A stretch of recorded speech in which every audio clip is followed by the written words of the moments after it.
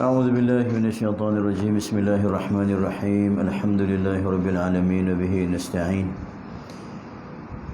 والصلاة والسلام على رسول الله الأمين سيدنا محمد وعلى آله وصحبه أجمعين. سبحانك لا علم لنا إلا ما علمتنا إنك أنت العليم الحكيم. ولا حول ولا قوة إلا بالله العلي العظيم. رب اشرح لي صدري ويسر لي أمري واحلل عقدة من لساني يفقه قولي. نوينا التعلم والتعليم وتذكر التذكير والناف الانتفاع والإفادة والاستفادة والحث على التمسك بكتاب الله وسنة رسوله صلى الله عليه وسلم والدعاء إلى الهدى والدلالة على الخير ابتغاء وجه الله ومرضاته وقربه وثوابه سبحانه وتعالى. Hadis yang ke-9, sifat syurga. Daripada Abu Hurairah radhiyallahu taala anhu, sesungguhnya Rasulullah sallallahu alaihi wasallam bersabda, Allah Subhanahu wa taala berfirman, a'adadtu li ibadiyas salihin ma la 'ainun ra'at wa la udhunun sami'at wa la khatara 'ala qalbi bashar. Aku sediakan untuk hambaku yang saleh nikmat yang tidak pernah dilihat oleh mata, tidak pernah didengar oleh telinga dan tidak pernah terlintas di hati manusia. Diriwayatkan oleh Imam Al-Bukhari, Imam Muslim, Imam At-Tirmizi dan Imam Ibnu Majah rahimahumullah. Baik tuan-tuan, ini hadis yang kita baca dalam pertemuan yang lalu, yang mana Allah Ta'ala mengkhabarkan dalam hadis ini tentang nikmat syurga yang disediakan bagi hamba-hamba yang beriman. Itulah nikmat yang tak pernah dilihat oleh mata, yang tidak pernah didengar oleh telinga dan tidak pernah terlintas dalam hati manusia. Andai kata kita pernah dengar, contohlah, kan hadis-hadis Nabi diceritakan. Hadis-hadis Nabi menceritakan tentang bentuk-bentuk nikmat, tentang kenikmatan syurga yang disediakan oleh Allah Subhanahu wa taala dan sebagainya tu. Banyak, bukan sikit ya. Tentang makanan-makanan dalam Quran pun cerita tentang keindahan ahli bidadari syurga, bentuk-bentuk istana-istana dalam syurga. Itu disebut dalam hadis Nabi. Tapi macam mana hadis ni mengatakan satu benda yang kita tak pernah dengar, tak pernah tengok dan tak pernah terlintas. Tuan-tuan, apa yang diceritakan oleh Nabi sallallahu alaihi wasallam itu, Nabi menceritakan bentuk-bentuk nikmat yang ada. Bagaimanakah hakikat nikmat yang sebenarnya tu tak pernah siapa pun yang tahu. So, keindahan yang dikatakan keindahan taman-taman syurga, indahnya istana-istana, kenikmatan yang bakal dinikmati oleh ahli syurga dan sebagainya, itu suatu perkara, suatu bentuk, satu keadaan yang tak pernah dilihat oleh mata kita, yang belum pernah didengar dengan telinga kita, dan kita tak mampu nak bayangkan. So, apa yang Nabi cerita tu tentang apa yang ada. Hal dan keadaan yang terdapat tu macam mana? Itulah yang kita tak pernah dengar dan sebagainya. Adapun nikmat-nikmat yang disebut, contohlah makanan-makanan, minuman yang disebut tu, itu sekadar menyebut nama-nama aja. Buah-buahan yang ada sebagai contoh, sungai-sungai. Tapi kita sendiri pun tak boleh nak bayangkan macam mana bentuk sungai itu, macam mana lazatnya minuman yang disediakan tu, macam mana indahnya keadaan yang disediakan. Itu tak mampu kita nak bayangkan dengan fikiran kita, kerana memang tidak dapat dibayangkan tuan-tuan tentang nikmat syurga yang disediakan oleh Allah Subhanahu wa taala. Baik, kita nak sambung muka surat 72. Qul, firman Allah Ta'ala, dalam erti kata yang lain, kenikmatan dunia yang sedang kita rasai sekarang tiada apa-apanya jika dibandingkan dengan balasan syurga Allah Ta'ala pada hari akhirat nanti. Firman Allah Ta'ala, Qul mata'ud dunya qalilun wal akhiratu khairul liman ittaqa wala tuzlamuna fatila. Katakanlah wahai Muhammad, mata benda yang menjadi kesenangan di dunia ini adalah sedikit sahaja. Tuan-tuan, sikit ya tuan-tuan. Nikmat dunia yang sedang kita nikmati hari ini, kenikmatan yang sedang kita dapat pada saat ini, sama ada yang berupa makanan ke, minuman ke, ataupun rumah, istana yang kita miliki, hakikatnya itu kecil dan sedikit berbanding dengan yang disediakan oleh Allah Ta'ala. Tuan-tuan, nanti kita akan sampai ke satu hadis Nabi yang menceritakan tentang akhir orang yang masuk ke dalam syurga Allah Ta'ala. Manusia yang paling akhir keluar daripada neraka, yang paling akhir masuk ke dalam syurga. Dan beliau lah orang yang bila dia keluar daripada syurga, daripada neraka tu, so pintu neraka ditutup, pintu syurga pun ditutup bila dia dah masuk nanti ni.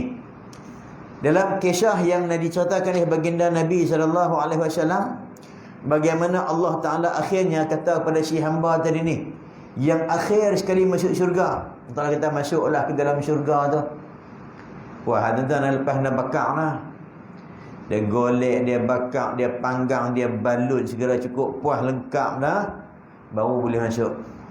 Macam tuan-tuan duk balun tu lah, orang duk welding ke, orang duk buat apa, seni-seni besi tu, tukang-tukang ukir senjata dan sebagainya, dia ambil segala jenis besi yang ada.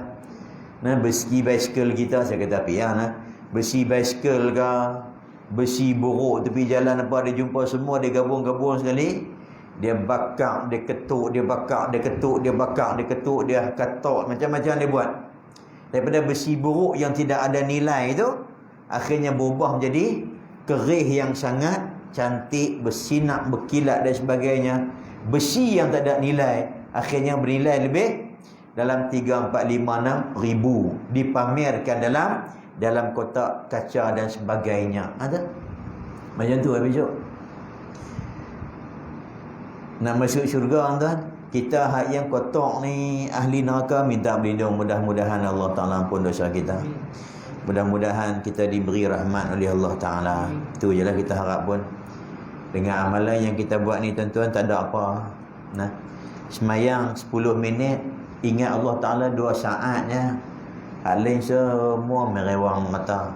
Tu tak kira lagi dengan sah, syarat, rukun dan sebagainya pun kita tak tahu lagi. Jadi mudah-mudahan kita tak dikenakanlah azab neraka Allah Ta'ala, dia ampun, diselamatkan, dirahmati oleh Allah Ta'ala. Jadi tentu macam kereta kita kan, kereta yang accident tu, nampak remuk, nampak buruk dah lah, kereta baru beli dah, tiba-tiba rosak gitu, accident, sedih lah, hantar pergi kedai kan. Tokek kedai buat apa tuan? Dia belai pujuk gitu lah, ada dia bakar, dia ketuk, dia bakar, dia ketuk, dia bakar, dia ketuk gitu kan. Dia bakar dengan api, bang, dia ketuk-ketuk. Elok siap, lepas minggu kita pergi ambil, tengok-tengok baru bersih, merelit elok balik, macam keluar daripada kedai baru. Gitu sama macam tu lah.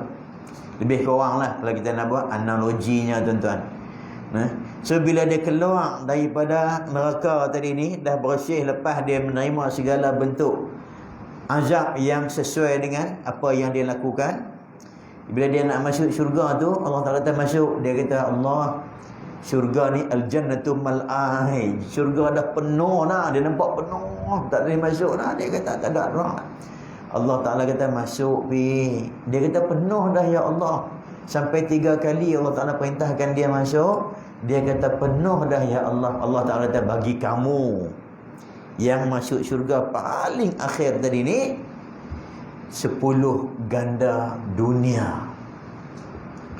Hak yang masuk syurga paling lambat tu, paling last sekali, Allah Ta'ala bagi anugerah kepada dia tadi ni tempat dan keluasan 10 kali ganda bumi ni tuan-tuan. Hari ni pilah kita bekas tentera dah, minta maaf banyak-banyak tuan-tuan. Pilah pejabat tanah merayu minta tanah nak buat rumah je pun, bekas tentera. Nak boleh ke ya Allah, dia sepak sana sepak sini, antara nak boleh tu. Orang hak yang lain ni, yang tak ada kena-kena tadi, senang-senang yang dapat. Tanam musang king, tanah haram pun tak ada apa lagi. Tentera, hak yang bekas tentera, khidmat untuk negara. Tuan-tuan minta maaf tuan, kita boleh tidur lena hari ni kerana ada orang nak jaga pada sana.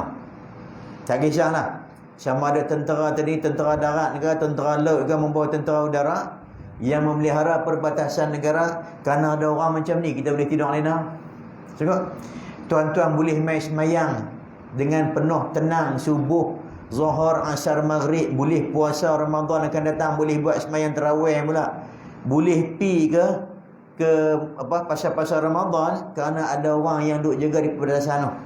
Tuan-tuan tidur lena malam ni, bangun sahur pagi esok, ada orang duk jaga di perbatasan yang tak tidur lena, duk kawal. Ada. Kita boleh tidur lena dalam taman kita kerana ada polis-polis yang duk masuk meronda dengan motor-motor ataupun dengan kereta duk main rondaan. Kita lena. Besok pagi bangkit, mandi wajib, relax, tenang, elok ya. Masuk. Dia orang seminggu tak mandi wajib. Kita tenang ya. Seminggu sampai 7-8 kali ya mandi wajib. Kerana ada apa? Orang macam ni. Hak tu yang masuk teroka tanah secara haram sikit tu. Kena berapa ribu tu kena. Mahkamah itu hukuman. Tentera tu bukan tentera tu, ingat kan? 50,000 lah. Tu dia tu.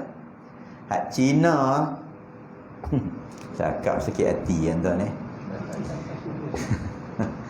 Allahu Akbar. Jadi hak kata nyeleweng ni, salah guna kuasa ni, daripada atas sampai ke bawah mereput habis dah. Allahu Akbar.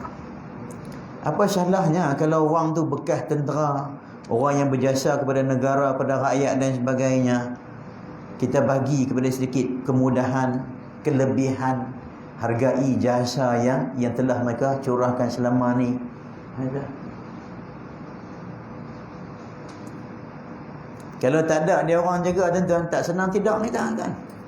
Penjenayah daripada negara luar boleh masuk mai senang-senang.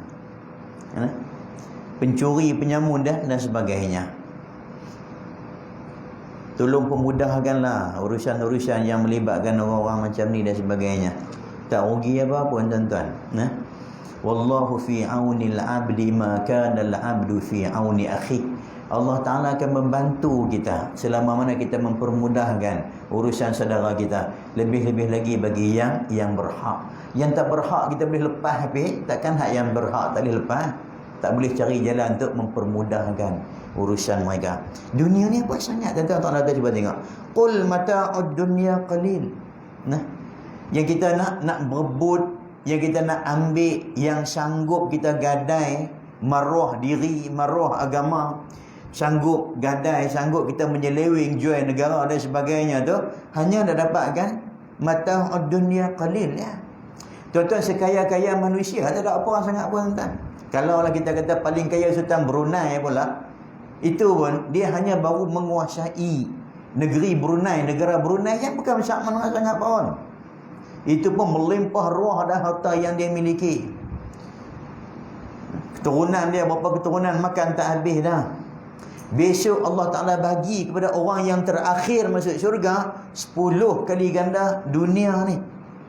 Nanti kita akan sampai hadis yang menceritakan tentang perkara tersebut. Tuan-tuan nak buat apa tuan-tuan? Larat golek orang-orang. Golek tak habis. 10 kali ganda dunia ni. Rahmat Allah betapa luasnya. Sebab itulah carilah dalam urusan kerja kita hari-hari, dalam kehidupan kita sehari-harian, sebelum tutup mata ni, sebelum kita nak balik, sebelum Allah Ta'ala panggil nanti ni, buatlah kebaikan sebanyak-banyak yang kita boleh.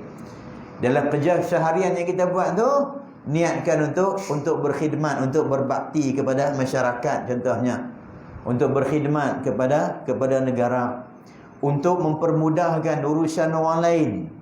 Mudah-mudahan Allah Ta'ala akan permudahkan urusan kita. Sungguh anak kita benda ni.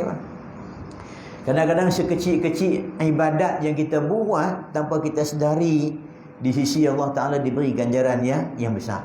Kita nampak remeh benda kecil macam tu, tapi hakikatnya sesuatu yang besar di sisi Allah Subhanahu wa Ta'ala. Qul, katakanlah wahai Muhammad kepada mereka manusia-manusia ni, mata'ud dunya qalilun, mata benda yang jadi kesenangan di dunia ini adalah sedikit sahaja. Dikit ya, kecil ya. Tuan-tuan, dulu ada seorang ulama ni, dia waktu dia kecil dulu, dia kata aku pernah dengar cerita kisah tentang seorang wanita di zaman dia, tuan-tuan, di zaman dia, yang bermimpi masuk ke syurga. Bukan betul yang masuk lah, mimpi ya, tuan. Dia mimpi, perempuan tu mimpi, dalam mimpinya dia masuk ke syurga, dia makan dan dia minum makanan-makanan, minuman dalam syurga tu. Bila dia terjaga, dia hilang, dia tak ada perasaan lapar dan dahaga, tak ada langsung dah. Dia jadi kenyang seumur hidup dia. Dan satu lagi, dia tidak boleh melihat makanan dan minuman yang ada di dunia ni.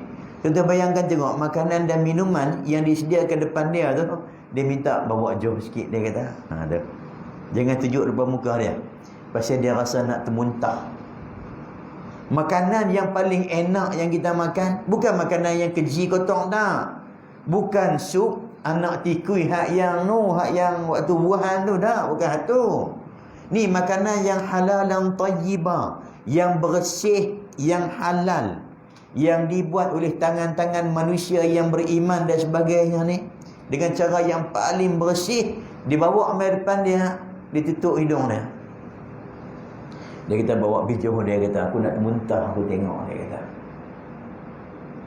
Sebab apa? Sebab dia dah rasa dah makanan dalam syurga. Mimpi, bukan rasa betul, tuan-tuan. Tapi bila dia jaga, dia jadi kenyang sekenyang-kenyangnya.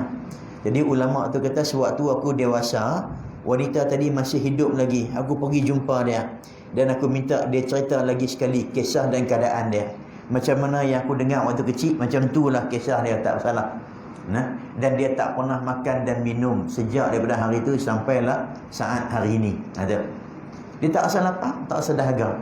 Badan jadi sekeping, tak? Jadi nak bagi kuat macam mana? Dia terpaksa ambil kain-kain, ikat di perut dia ni. Bagi kejap sikit, baru boleh berjalan. Ada. Dah kita ni dunia macam tu, tuan-tuan kan. Kalau tak makan, kurus ya kita. Nak buat macam mana? Tak boleh bergerak. Jadi terpaksa guna keadaan macam tu. Lapar? Dah, tak lapar. Tak ada harga. Nak makan, tak boleh makan. Pasal nak rasa termuntah. Ada. Berapa ramai, tuan-tuan, orang yang saya pernah terbaca kisah Jalaluddin As-Sayuti rahimahullah. Imam Sayuti, tuan-tuan, antara sebab dia tak kahwin, dikatakan dia satu malam dia bermimpi dinding rumah dia ni terbelah. Masuk wanita-wanita yang sangat-sangat cantik. Dia tanya, siapakah kalian ni? Kamilah wanita-wanita syurga yang diciptakan untuk orang yang macam tuan ni. Dia selepas makit tahajud tu, dia bangun tahajud, jadi dia terlena. Waktu dia terlena tu lah dia bermimpi.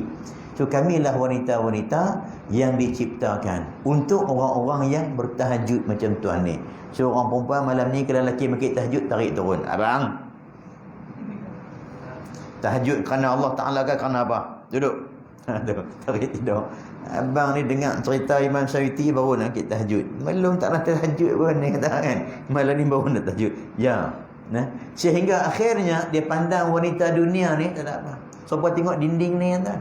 Tak suka. Sebab dia pandang sesuatu yang paling indah dan paling cantik. Tu yang kata mala ainun ra'at tu.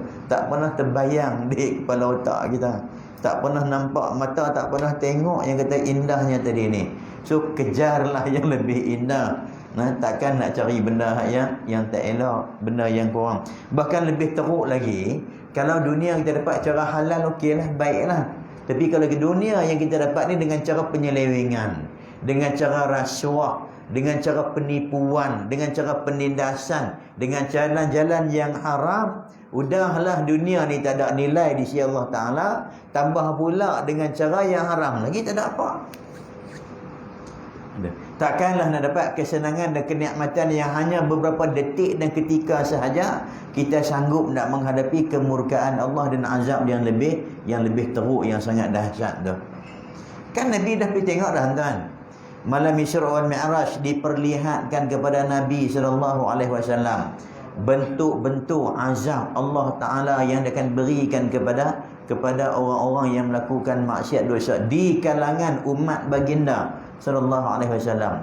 Tak ada lagi yang masuk neraka, tak ada lagi. Tu diperlihatkan bentuk dia tu. Simulasi lah kalau boleh kita katakan kita. Gitu. Nabi nampak ni macam ni orang yang buat dosa minum arak, yang buat dosa berzina, yang tak solat, yang makan harta anak yatim, yang menzalimi orang dan sebagainya. Semuanya diperlihatkan kepada baginda sallallahu alaihi wasallam dan Nabi sampaikan, Nabi cerita kepada umat baginda satu persatu apa yang baginda lihat pada malam tersebut. Sebab tu tuan-tuan, kalau dulu orang tua kita kalau dulu bab Isra wal Mi'raj ni sebulan dia orang mengaji. Kuliah Isra Mi'raj ni sebulan. Tu. Baca kitab khas Isra wal Mi'raj. Berdasarkan pada hadis-hadis Nabi dan sebagainya tu, ngaji satu-satu. Kita pergi main sejam setengah tu dulu, jam setengah. Musim Covid 45 minit je, tak lebih. Tu kan Nabi baru duduk baru nak naik borak, baru nak langkah kaki naik borak, habis waktu dah. Wallahu taala a'lam. Tu tak dan sampai nak habis. Qul mata'ud dunya qalilun wal akhiratu khairul liman ittaqa. Dan akhiratlah yang terlebih baik liman ittaqa, bagi orang yang bertakwa. Pasal apa dia kata macam ni tuan-tuan? Sebab hanya orang bertakwa sahaja yang melihat kepada akhirat, dia tak melihat kepada dunia. Orang yang bertakwa sahajalah yang mampu untuk menghindari godaan-godaan dunia tadi ni, sehingga kan dia tidak terpengaruh hattakan dengan benda-benda yang tak baik itu. Orang takwa sajalah. Takwa ni tuan-tuan, contoh dia gini. Dia main dari kalimat waqa yaqi wiqayatan. Taqwan wa tuqan. Lebih kurang gitulah dia punya kata dasar yang waqa. Waqa ni maksudnya ialah kita buat benteng. Waqa tu benteng, wiqayah kan orang yang pakai baju besi ke apa ke tu, ataupun kita buat dinding depan kita, artinya kita sudah membina benteng di hadapan kita. Wiqayah. Kan tuan-tuan pernah dengar kan al-wiqayatu khairun minal ilaj kan. Orang kata kan daripada wiqayah tu disebut apa? Kita apa? Mencegah, terima kasih. Mencegah itu lebih baik daripada kita berubat. Itu dia panggil wiqayah lah tu. Takwa tu main dari kalimat waqa lah. Jadi orang yang bertakwa, orang yang membuat pencegahan, dia buat benteng dia. Baik. Tapi bila dia main takwa, dia ada tambah ta. Biasa bahasa Arab ni, bila dia ada tambah ta tu, dia maksud dia kesungguhan tu dia ada. Gitu. Kalau kita kata kan orang sebut wa minal laili fatahajjad bih, tahajjad bih. So dia ada ta tu tahajjad, kemudian dia mai syaddah pula. So kalimat tu fatahajjad bih. Jadi nak bangun tahajud, dia memerlukan sedikit kekuatan. Tu. Dia memerlukan sedikit usaha. Bukan senang-senang nak bangun tahajud tengah malam. Kita nak bangun buat ibadat, melainkan orang yang dah terbiasa mudahlah. Orang yang tak mudah sikit, orang yang tak biasa, dia perlu sedikit kekuatan. Tu. Perlu tenaga, perlu usaha. Tambah pula dia main dengan tahajjud. Tu dua kali syaddah tu menunjukkan benda tu berat dan sukar untuk dilaksanakan, memerlukan usaha. So kalau takwa, kalau waqa tu benteng, kalau takwa membina benteng. Bukan bina sikit-sikit, secara bersungguh-sungguh. Apa benteng ni tuan-tuan? Kita nak bina daripada apa? Benteng untuk apa? Untuk kita membentengi diri kita daripada azab dan kemurkaan Allah Subhanahu wa taala. Allah Taala ni tuan-tuan, dia ada sifat dia yang kita namakan sifatul jamal. Ada satu lagi dia panggil sifatul kamal. Ataupun sifatul jalal, Yang pertama sifatul jamal, yang kedua sifatul jalal.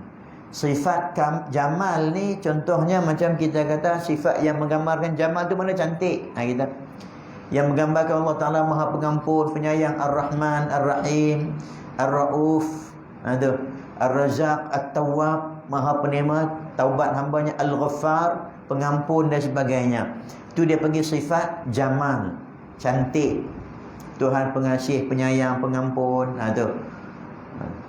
Tapi satu lagi ada sifatul Jalal yang menggambarkan sifat-sifat yang menunjukkan Allah Ta'ala tu Maha Agung. Ada kebesaran dia. Contohnya dia sebut Al-Aziz, yang tidak pernah terkalahkan. Ada Al-Muntaqim, yang akan menghukum hambanya dengan sekerah-kerahnya. Ada sifat tak? Apa lagi? Zul Jalali wal Ikram, yang memiliki kemuliaan dan juga keagungan. Zuntiqam, ada. Wallahu syadidul iqab, yang sangat keras siksaan dia. So, tuan-tuan, dalam pada kita mengingati Allah Ta'ala tu Maha Pengasih dan Penyayang, jangan lupa dia juga sangat keras siksaan dia. Dalam pada kita mengingati Allah Ta'ala tu Maha Penerima Taubat, kita kena ingat juga Allah Ta'ala juga memiliki azab yang sangat dahsyat. Syadidul iqab. Ada azabun syadid, azabun muqim, azabun alim, yang sangat pedih, azab yang sangat dahsyat, yang menyakitkan, yang berkekalan, macam-macam yang menunjukkan Allah Ta'ala tadi ni membalas kejahatan hamba tu dengan balasan-balasan yang sangat-sangat menakutkan. So di saat kita bina benteng tu, kita nak bina benteng dalam kita, antara kita dengan sifat-sifat yang tadi itulah, dengan kemurkaan Allah, dengan azab Allah, dengan siksaan Allah dan sebagainya. Benteng dia tu apa dia? Benteng tu lah dikatakan hak yang tu imam selalu duk sebut atas mimbar tu, ittaqullah, bertakwalah pada Allah Ta'ala dengan melaksanakan segala perintahnya dan meninggalkan larangannya. Jadi melakukan segala yang diperintah, meninggalkan segala yang dilarang. Itulah benteng antara kita dengan azab dan murka Allah Ta'ala. So nak buat tu susah tak? Ya tuan-tuan, memerlukan kesungguhan, memerlukan keyakinan, memerlukan kepercayaan. Tuan-tuan nak bangun subuh nak senang ke tuan-tuan? Tak boleh nak buat melainkan orang-orang yang yakin dengan janji-janji Allah Ta'ala sahaja.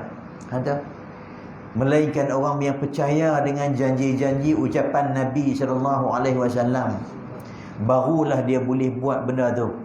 Orang yang nampak ataupun paling tidak pun yakin, percaya ada yang namanya azab dan nikmat kubur, ada yang namanya azab dan nikmat di padang mahsyar, di dalam neraka dan sebagainya, barulah di saat tu bila dia jaga subuh, dia boleh bangun untuk semayang. Waktu subuh ni paling sedap tidak kan? Tambah kalau kita lah lajak daripada waktu masuk waktu azan tu. Waktu tu kalau kita pejam mata pula, memang tak jaga dah. Tak jaga. Pasal waktu tu kita dibuai oleh iblis. Iblis duk menyanyi, tidurlah wahai. Dia nyanyi lagu tu. Kemudian dia selimut pula dengan kulit khinzir. Sedap tidur dengan kulit khinzir tu kan. Lembut. Panas elok. Dia tak jaga dah waktu tu. Kalau kita bangun waktu tu pun rasa letih badan, rasa moyok. Sebab tu suruh bangun sebelum subuh, lebih segar lagi. Hikmah kita bangun waktu lepas sebelum subuh tu. Itu lebih baik.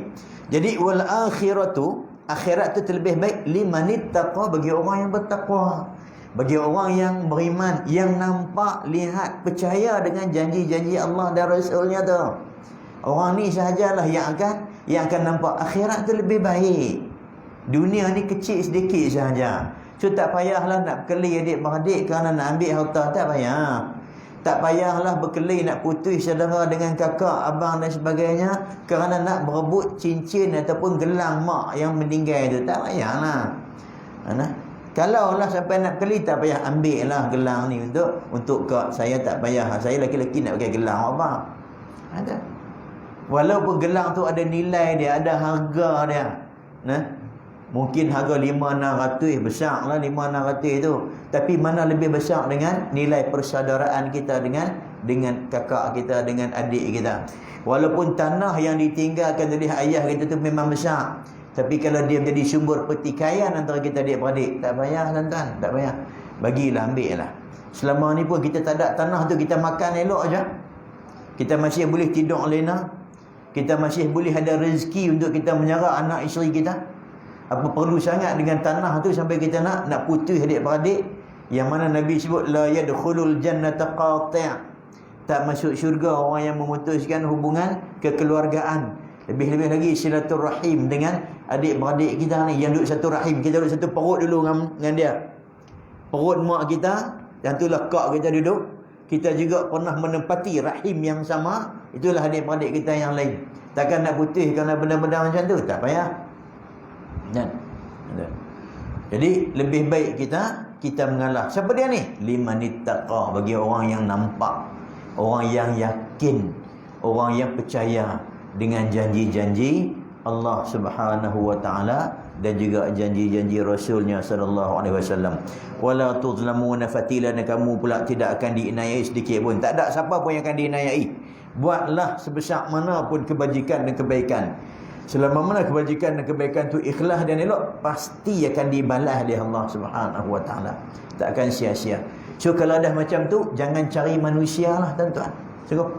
Jangan cari pandangan manusia, jangan cari redha manusia, jangan cari pujian ataupun kita nak cari kita kata nak dapatkan perhatian manusia. Buatlah kerja yang kita buat tadi ni ikhlas semata-mata kerana Allah Taala.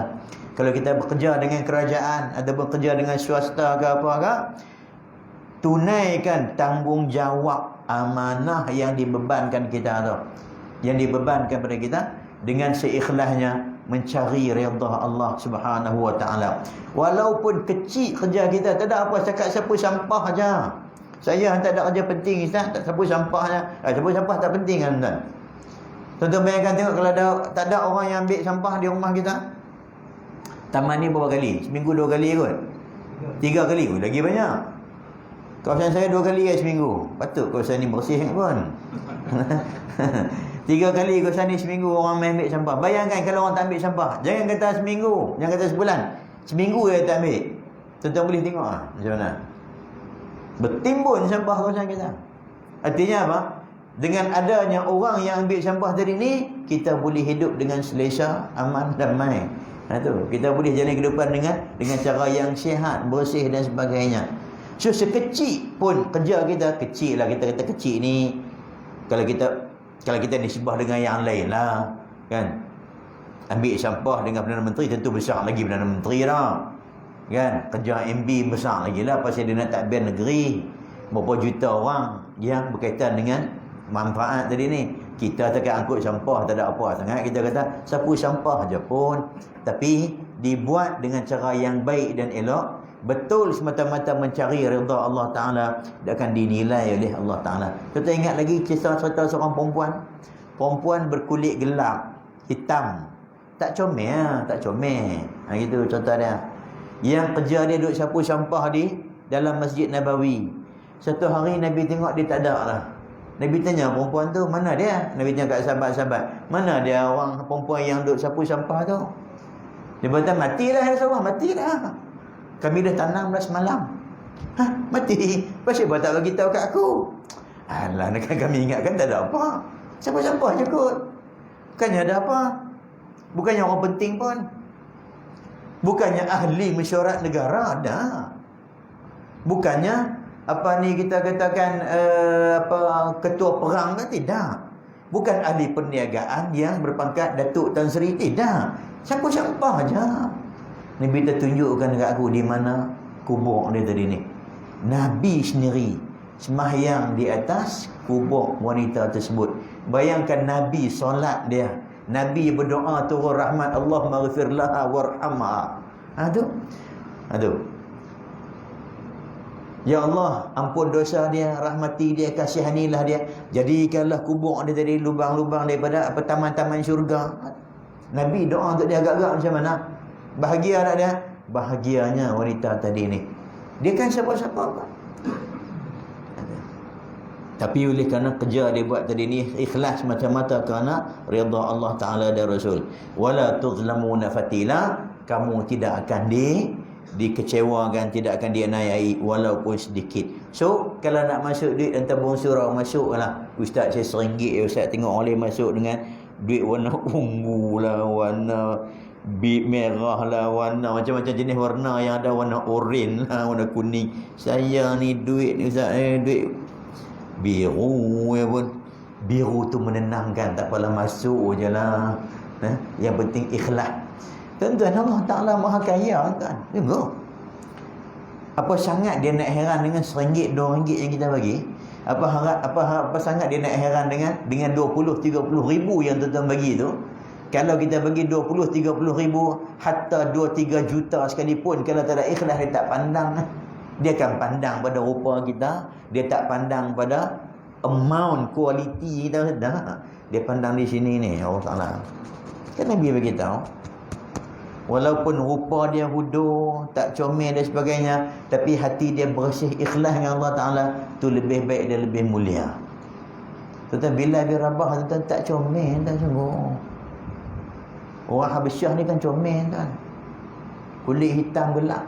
Tapi besok Nabi kata, besok di syurga, besok Bilal lebih kurang macam tu lah, nanti lebih kurang lah. Bahasa saya ubah je lah. Besok di syurga, besok Bilal jenuh lari hang Bilal. Pasal apa? Bidadari duduk tunggu lah, nak ligas, nak kejar, nak terkam kamu besok. Artinya apa? Digilai tu. Muka Korea-Korea tu orang tak pandang lah esok. Di dunia ni orang duk gila pun. Akhirat esok orang tak pandang lah. Kalau tak beriman tak ada apa lah. Besok hak Bilal tu berubah jadi bersih, rupa cantik, segak, kacak, tak kira dah. Sebab apa? Sebab iman tadi ni. Tak ada lah kulit gelap-gelap, tak ada amal esok. Dalam syurga Allah Ta'ala menyediakan berbagai-bagai bentuk kenikmatan yang tidak tergambar dalam pemikiran, tidak pernah didengar dan tidak pernah dilihat oleh sesiapa pun. Dalam ayat Al-Quran terdapat banyak ayat menceritakan tentang syurga. Antaranya firman Allah Ta'ala dalam surah Sajdah ayat 17, فَلَا تَعْلَمُ نَفْسٌ مَا أُخْفِيَ لَهُم مِّن قُرَّةِ أَعْيُنٍ جَزَاءً بِمَا كَانُوا يَعْمَلُونَ. Artinya tidak ada seseorang pun yang mengetahui satu persatu persediaan yang telah dirahsiakan untuk mereka. Tuan-tuan, Allah Ta'ala rahsiakan apa yang dia sediakan untuk orang yang beriman tu. Tuan-tuan, jadi macam mana? Tak rasa tertarik ke benda tu? Hari ni bini kita kata, abang balik awal. Siapa? Hari ni kan bersedia bang. Oh, lupa lah, saya dah buat siapan sikit. Apa dia? Rahsia lah. Balik nanti barulah abang tahu. Kita pun tak sabar duduk jabat tengok jam. Wah, lambat sangat nak pukul 5 ni. Tadi dah pukul 3 dah, pukul 3 ni. Bila nak pukul 4 pula. Tak sabar tunggu hujan nak gerak cepat tu. Nak balik ke rumah pasal nak tengok apa persiapan kejutan yang isteri balik nak sedia tadi ni. Balik-balik main rumah tengok-tengok, Allah, luar daripada jangkaan kita. Tu. Pasal apa? Pasal dia rahsia tu. Kita tak boleh nak gambar ke, duk fikir betapa lah dia sediakan tadi. Artinya, kalaulah Allah Ta'ala yang sembunyikan tentang nikmat yang dia sediakan tadi ni, artinya apa? Artinya sesuatu yang sangat-sangat menakjubkan. Sebab tu setengah-setengah orang tak sabar nak mati kan. Kita takut mati. Kita takut mati. Orang soleh bukan takut mati apa? Kan mati tu syarat untuk berhimpun dengan kekasih mereka kan. Dalam hidup dunia ni, hati ni sentiasa teringat kat Rasulullah. Hati sentiasa merindui untuk bertemu dengan Rasulullah. Mulut tak pernah lekang daripada selawat dekat Nabi SAW. Dalam sehari saya berapa ribu duk sebut la ilaha illallah, bertahlil, sebut la ilaha illallah berapa ribu kali, tak tahu bertasbih tak lah. Jadi bila mahbat sebut mati je, Allahu Akbar. Ni ada seorang saya baca riwayat hidup ni baru ni, tak ingat dah. Dan tahun ni ke hujung tahun lepas tu dia meninggal. Di ulama Indonesia, Habib, Allah tak ingat nama Habib ni, banyak sangat. Al-Attas kot. Dia daripada keturunan keluarga Al-Attas. Jadi dia punya keinginan dia hajat dia nak tengok masjid. Ada sebuah masjid yang dibina di kawasan dia tu. Mungkin dia antara orang yang menyumbang dan sebagainya, berusaha untuk membangun masjid tersebut. Jadi dia kata teringin sangat nak tengok masjid ni naik. Bila masjid tu dah naik dah elok, dah buat habis semua cukup dah, nantu dia kata dekat dia, abah, jangan pergi dulu. Masjid ni dah siap buat elok dah ni. Tunggu Ustaz sampai perasmian nanti, tak apa. Anak cucu menantu kata begitu. Dia kata insya-Allah, dia kata lepas perasmian nanti ni hari Isnin Rasulullah main ambil abah. Dia jawab begitu tak? Rasmi, malam tu rasmi, esoknya Senin meninggal. Sebelum tu dia sebut kat menantu dia, insya-Allah hari Isnin ni Rasulullah main ambil abah. Dia kata gitu. Dulu Syekh Abdul Latif Farfur yang main di KDSK dulu, ulama Syria tu. Ketika dia telefon anak dia daripada sinilah, daripada Melaka tu. Anak dia tanya macam mana, abah sihat ke semua. Dia kata insya-Allah besok hilang sakit je. Esok hilang. Dia kata insya-Allah esok hilang. Esok tu dia pun meninggal. Malam tu dia call anak dia, esoknya dia meninggal. Dia kata esoknya hilang sakit aja. Ya. Orang dah mati tak ada sakit apa tak. Tambah pula orang yang macam ni, yang dalam hidupnya berbakti untuk Allah dan Rasul, yang dalam hidupnya hanya mencari Allah Taala dan Rasul sahaja. Apa sangatlah yang dia pernah, bahkan hati tu memang rindu gitu untuk berkumpul bersama dengan Nabi sallallahu alaihi wasallam. Kita takut mati. Nah, kita batuk sikit, kalut cari ubat tu baru batuk. Alah corona lah ni. Tu. Bau minyak wangi tak rasa. Tak ada bau lah. Hilang dari yang bau. Dia usah hati lah. Tak sungguh lah. Memang. Pasal apa kita takut? Pasal kita sedap dengan diri kita yang memang tak ada persiapan. Anda kalau datang, tunggu bagi. Waktu yang ada ni guna ajalah. Tu Allah Taala beritahu, fala ta'lamu nafsum ma ukhfiya lahum min qurrati a'yun. Maka tidak ada seorang pun yang mengetahui satu persatu persediaan yang telah dirahsiakan untuk mereka dari segala jenis nikmat yang amat indah dipandang dan menggembirakan. Qurrati a'yun, yang menyejuk mata memandang. Tengok tu rasa seronok. Tu kita doa tu. Kan? Macam mana? Rabbi ja'alna, berkata Allah waja'al macam mana? Rabbana hablana min azwajina wa dhurriyyatina qurrati a'yun. Allah kurniakanlah kepada kami anak-anak dan isteri yang menyejukkan mata memandang. Tengok anak, tengok isteri rasa tenang jiwa. Ni tengok anak, Allahu Akbar. Anak aku ke anak siapa tu? Ada. Allah, anak aku tak kenal Tuhan lah. Allah, anak aku ke tu merajuk sikit dengan agama, nak keluar Islam lah. Ada semua tak? Tak puas hati dengan penguat rasa agama, senang keluar Islam, senang. Takkan nak buat lagu tu. Kan, takkan nak merajuk. Merajuk dengan pegawai agama sudah, jangan merajuk dengan Allah Ta'ala. Tetapi mana tuan? Allah Ta'ala dah kata dah, kalau kalian tidak redha dengan apa ni ketentuan aku, tak mau beriman, tak mau terima aku ni sebagai Tuhan, tak mau redha, tak terima dengan ketentuan aku dan hukum aku, pergi keluar, cari Tuhan lain, cari bumi lain untuk berdiam, cari langit lain untuk bernaung. Jangan duduk di bumi aku, jangan duduk di bawah langit aku. Nak cari down lagi lah, tak ada lah. Semua milik dia hanya. Pergi planet Marikh pun hak dia juga.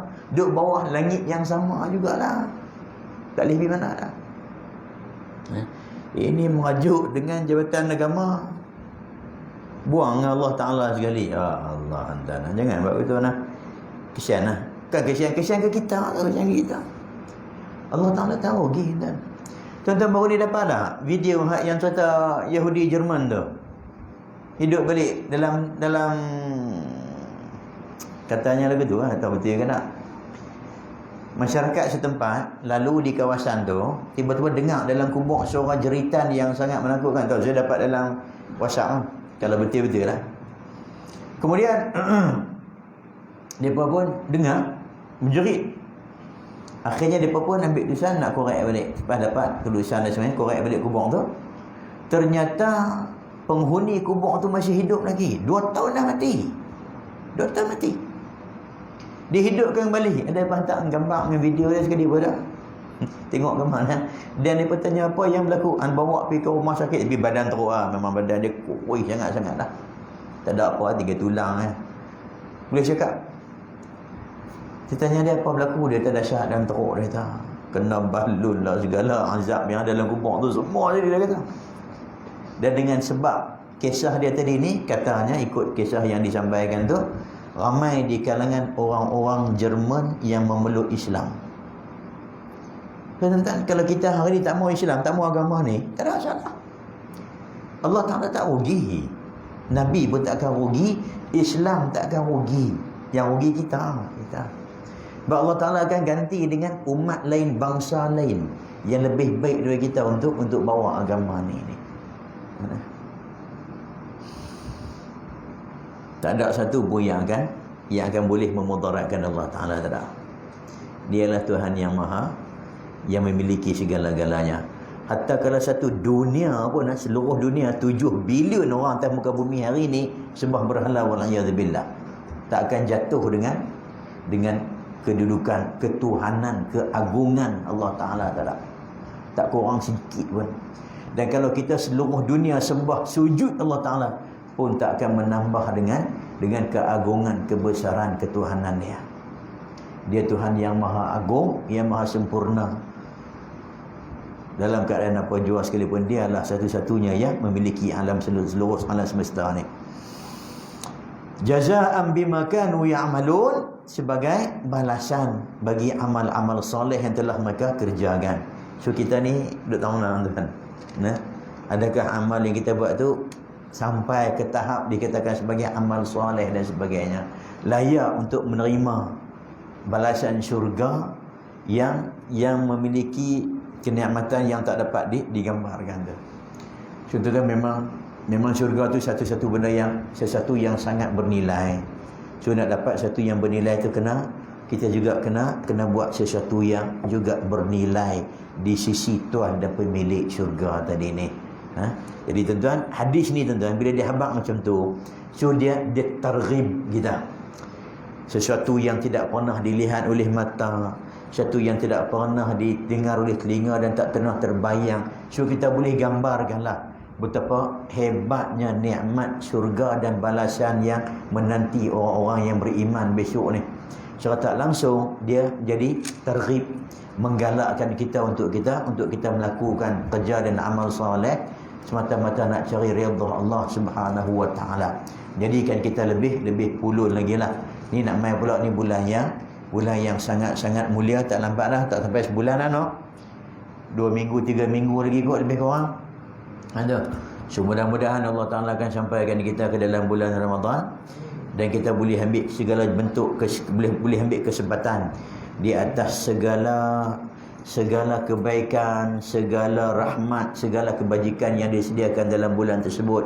Mudah-mudahan kita diberi keampunan, diberi rahmat, dan termasuk di kalangan umat Nabi Muhammad SAW yang besok dihimpunkan bersama dengan baginda sallallahu alaihi wasallam. Tuan-tuan, itu teman kita tuan yang baik daripada Allah Taala. Salah silap mohon ampun dan maaf. Mudah-mudahan dan manfaat apa yang disampaikan. Aqulu qawli hadza wa astaghfirullahal azim li wa lakum. Wassalamualaikum warahmatullahi wabarakatuh.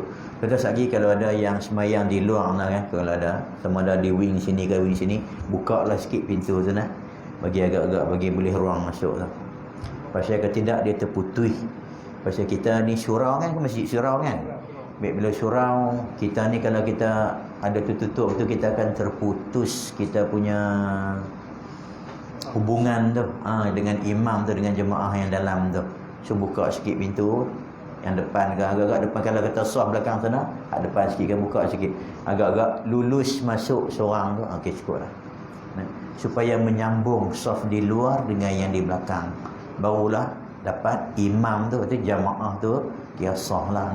Kalau masjid tak apa tuan, macam mana tak apa masjid tu, istimewanya masjid. Kita ni surau, kita kena lebih berhati-hatilah sikit. Wallahu ta'ala alam. A'udzubillahi minasyaitonirrajim. Bismillahirrahmanirrahim. Alhamdulillahirabbil alamin. Wassalatu wassalamu ala sayyidina Muhammadin wa ala alihi wa sahbihi ajma'in. Allahumma 'allimna ma yanfa'una wanfa'na bima 'allamtana wa zidna ilma. اللهم فقهنا في الدين وعلمنا التأويل واهدنا صراطك المستقيم. اللهم بارك لنا في شعبان وبلغنا رمضان وأعنا على الصيام والقيام وتلاوة القرآن يا أكرم الأكرمين يا أرحم الراحمين. ربنا عليك توكلنا وإليك أنبنا وإليك المصير. اللهم ادفع عنا البلاء والوباء والفحشاء والمنكر والزلازل والفتن والمحن ما لا يكشفها غيرك. ربنا ظلمنا أنفسنا وإن لم تغفر لنا وترحمنا لنكونن من الخاسرين. اللهم ربنا لا تزغ قلوبنا بعد إذ هديتنا وهب لنا من لدنك رحمة إنك أنت الوهاب. ربنا آتنا في الدنيا حسنة وفي الآخرة حسنة وقنا عذاب النار. ربي اغفر لنا ذنوبنا ولوالدينا ولمشايخنا ولجميع المؤمنين والمؤمنات والمسلمين والمسلمات برحمتك يا أرحم الراحمين. وصلى الله على سيدنا محمد وعلى آله وصحبه أجمعين والحمد لله رب العالمين. سبحانك اللهم وبحمدك أشهد أن لا إله